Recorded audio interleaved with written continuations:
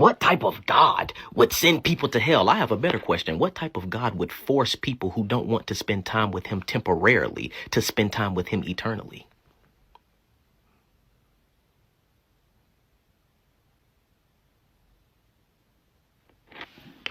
Hell was not created for God to send people to it. Hell was created and designed to be a place that was separate from him.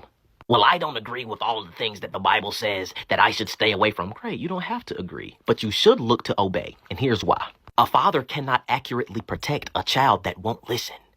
If the child won't listen, it's only but so much that the father can do. And even though it's the responsibility of the father to ensure the welfare and the well-being of said child, regardless as to what happens to said child, the thing that hurts him the most is that it hurts you. It's not the fact that he has to clean up, that he has to fix you up, that he has to renew you and do all of this stuff. It's the fact that you are sitting here and you are hurt over the thing when the whole time you wouldn't even have to deal with it had you just obeyed, because you don't know enough about life to know how to live it. But the orchestrator of life itself knows everything about it. So he is the one that can tell you what you should and what you should not do. And therefore, you should be willing to listen. But even more importantly than that, you don't just obey our Father to prove that you love him. That would be performative. It's because you love him that you obey what he commands. Obedience isn't the cause of your love. It's the fruit of it.